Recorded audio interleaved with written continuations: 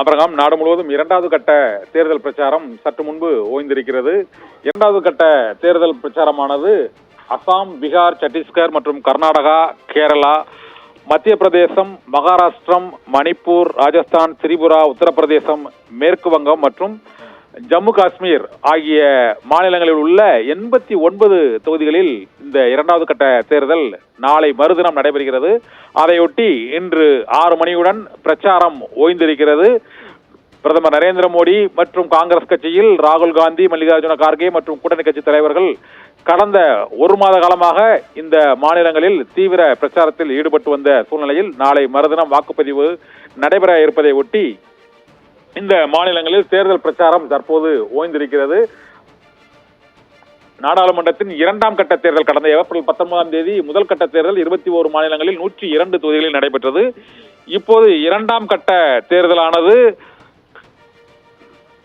15 மாநிலங்களில் அந்த 2ஆம் கட்ட தேர்தலுக்கான வாக்குப்பதிவு நாளை மறுதினம் நடைபெறுகிறது. 12 மாநிலங்கள் மற்றும் ஜம்மு காஷ்மீர் உள்ளிட்ட யூனியன் பிரதேசங்களில் 89 தொகுதிகளுக்காக நாளை மறுதினம் வாக்குப்பதிவு. இதில் கேரள மாநிலத்திற்கான தேர்தல் நாளை 20 தொகுதிகளுக்கும் ஒட்டுமொத்தமாக நடைபெறுகிறது. கர்நாடக மாநிலத்தில் மொத்தமுள்ள 28 தொகுதிகளில் 14 தொகுதிகளுக்கு நாளை முதல் கட்டமாக வாக்குப்பதிவு இந்த இரண்டாவது கட்ட வாக்கு தேர்தலில் நடைபெறுகிறது.